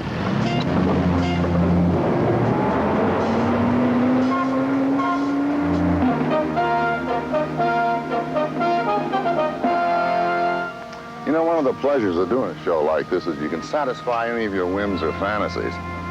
The other day, one of the guys said, well, what about a chariot race? I said, hey, that's easy. All you got to do is to pick up the phone and call J.R. Randall, and voila. This is J.R. Randall. And his opponent, R.L. Tolbert.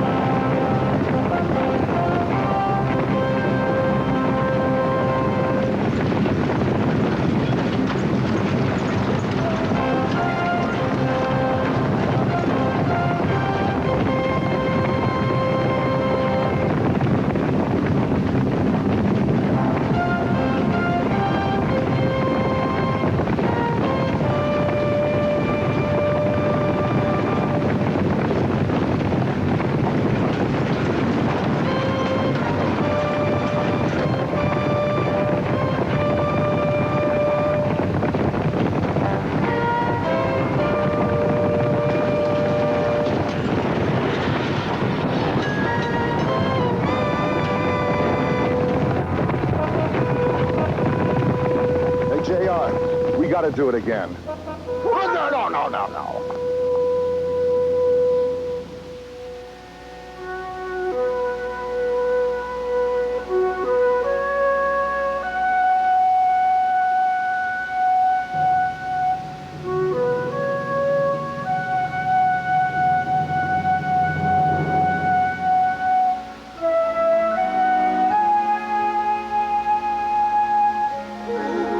In just a moment, Dar Robinson makes his second attempt at his incredible super stunt. A fire detector can be a big help in protecting your family. But how do you choose among the many detectors now on the market? By relying on a name you know means performance and dependability, Sears. Right now, this Sears Early One fire detector with test button is on sale for just $18.88. You save over 35%. The Early One fire detector, now on sale at Sears. It's good to know you can depend on Sears. Duck the cold at Sears Junior Bazaar. Pants and sweaters so soft and warm at Sears Junior Bazaar. You can't go wrong. High at the collar, tie at the hip. And for over a blouse, a boat neck will fit. 2 styles of pants in 3 different colors. Everything only $17 each. And look at the colors. For clothes that are soft and nice and warm, Sears Junior Bazaar. You'll take them by storm. It started as a gleam in the designer's eye. The super sporty Datsun 200 SX. SX appeal at a Datsun price. It's Datsun, driven to the unexpected. Nobody demands more from a Datsun than Datsun. We are driven. I like your style, Datsun. You know when you look great. That's it. That's Avon Jewelry. We know what you've got in mind. That's it.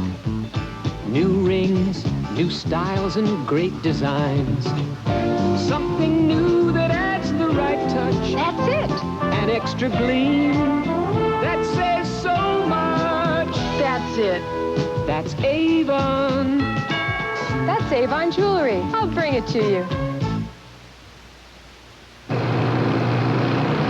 Back in California City, Dar's ready now to give his super stunt another try.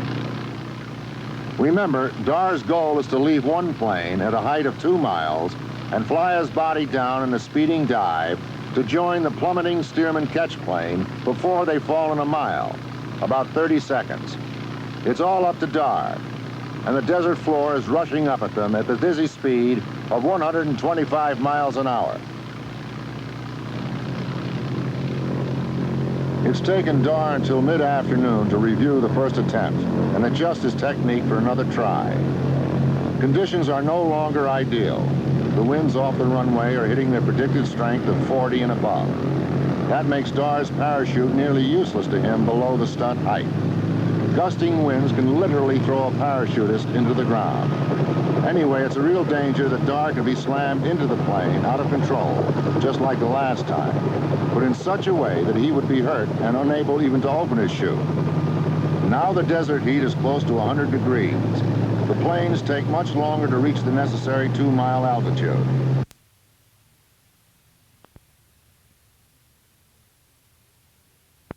His body to fly. He'll be falling faster. The metal bars you see behind the pilot are there for his protection, in case Dar comes tumbling down at Mike. See the webbing behind the left wings? That's Dar's target. But aiming for it is easier said than done. Dar has to match his speed exactly to the dive speed of his plane. Gently grab the bottom wing, and then roll in a somersault up into the webbing. Most importantly, no one is sure just what can happen to the delicate balance of airflow around the plane when Dar grabs on. There are pilots and engineers who predict that Mike will actually be unable to control the plane once Dar comes in contact with it. It's important to mention that the Federal Aviation Administration spent quite a while studying Dar's plan before they approved it. He could be knocked unconscious, the plane could veer out of control, he could fly into the propeller, the wind could rip his chute apart, And in general, the effects of a 180-pound man falling towards a flying plane are just unknown.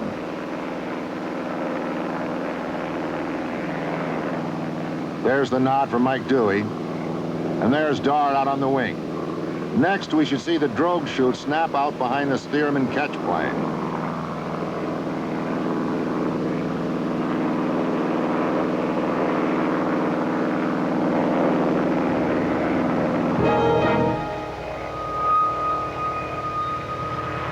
Okay, the drogue chute is safely out, and there goes the biplane into its dive.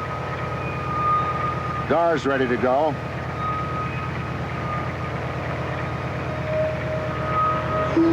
He's off. Yeah, I think he's okay.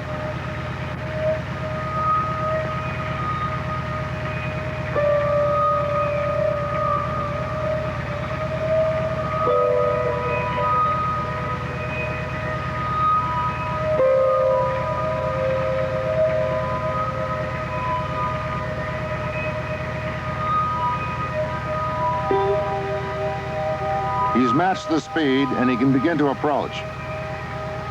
The reason they don't appear to be moving at all is that Ray Cottingham's helmet camera is diving after Dar at the same speed. Such a steady shot makes it hard to remember that Dar, the biplane, and the camera are falling towards the ground at over 125 miles an hour. Right now, the worst danger is that Dar could slip below the plane and into the propeller.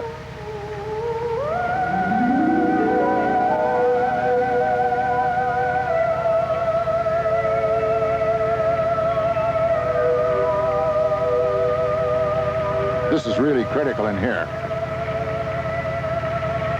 It's that first touch on the wing. He's got it, and the plane is still stable. Imagine the force of the wind against Dar.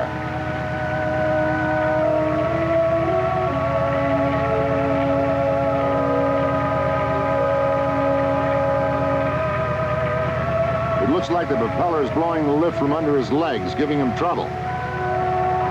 Now he's pulling himself up. And he's on. That's it. Complete success. Nobody has ever done anything like this before or even tried. A true first for Superstunt. Hey, that Dar's got to be one happy guy. Oh, and it's his 5th world record.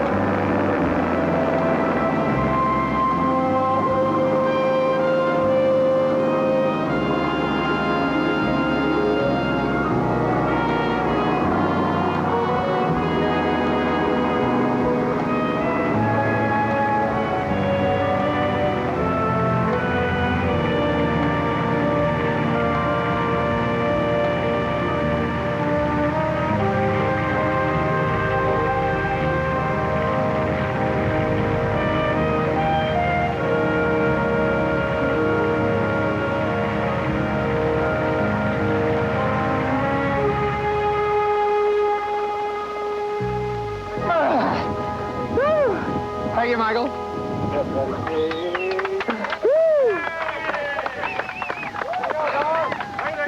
All I can say is I saw you go up in one plane and come down in another.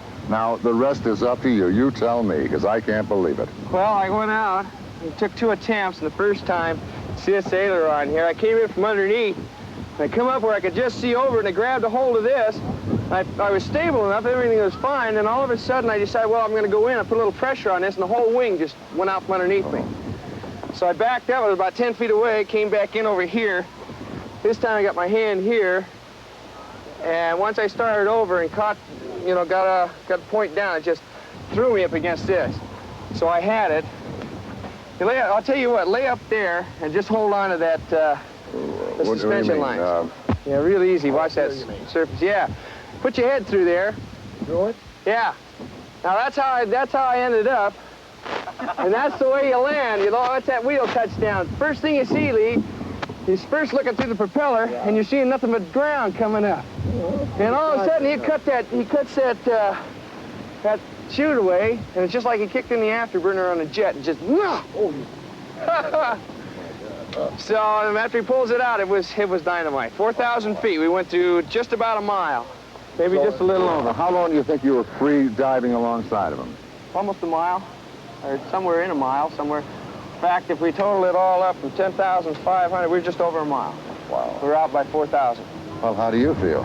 A lot better. I'm glad it's done. A lot better. Oh, boy, I'll tell you, our hearts were our mouths down here. But I saw you from the ground. Yeah, but we weren't doing anything. I was just looking up. And we had a good silhouette on the planes. And when we saw you drifting into the red one, this one, and I said, he's got it. And then you drifted back, and that's what scared me. Did you see the plane move in the sky like this? No, I didn't see the plane move. Yeah. But I just saw you pull back and then go back into it again. And then the plane flared, and I figured that Mike would not do any drastic moves until you were set. And then I said, he's in. And boy, you should have heard the cheer around the camera crew. I was in. I turned around, looked at Michael, and said, cut her away! Cut her away! Take me home! Boy, that's just dynamic. Thank you. Okay, Dar. We told you it could be done, didn't we? That's a first.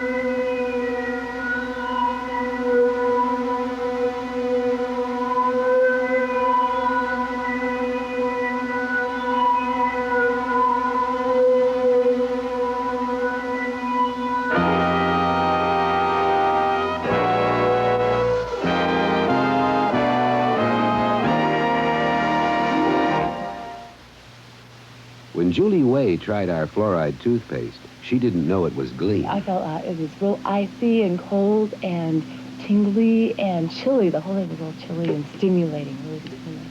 This toothpaste, Julie, does have fluoride in it. What do you think? Oh, fluoride is very important. Oh, yes, because you have to keep your teeth from getting cavities in them. I want to switch. I want to switch to the new toothpaste.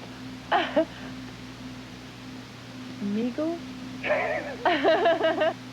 Gleam! Oh, you had it the wrong way. Gleam? It has fluoride, the best cavity fighter you can buy, and it also has a cool burst of freshness. It does. Try Gleam Fluoride toothpaste. Find out what freshness can be. Stimulating. Seems whatever you do, that look just comes through. It's confidence, confidence. You're feeling so dry, so whatever you try, you've got confidence, confidence. Millions of people each day help keep themselves dry the sure way.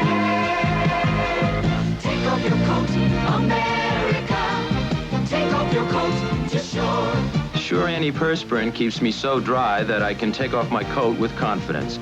Look, most sprays go on wet and oily, but Sure goes on dry and helps keep me dry all day. Take off your coat, America. Take off your coat to Sure. You have to be dedicated, demanding, driven. It took Datsun to design the one and only King Cab. Up to 11 cubic feet of storage behind the seats. Try finding that in any other small pickup.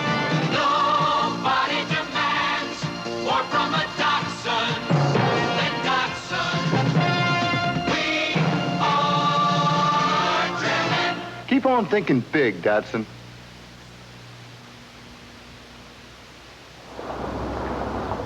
We've only had a chance for the briefest glimpse into the remarkable lives of stuntmen. But at least now you know some of them. They are heroes. Yet we rarely give them a hero's reward. Just a handshake and a pat on the back. But not tonight. This was their show. It really had a simple purpose. Show you what stuntmen like to do most. Remove just one more idea from the impossible list. Good night.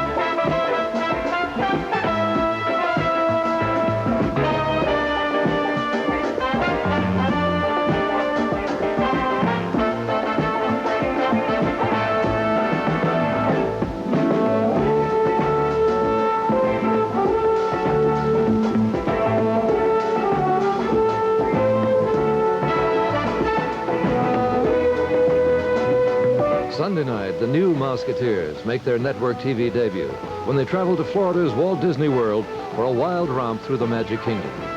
And then, on the big event, Memories of Elvis. Now, the greatest of all tributes to the greatest of all rock stars.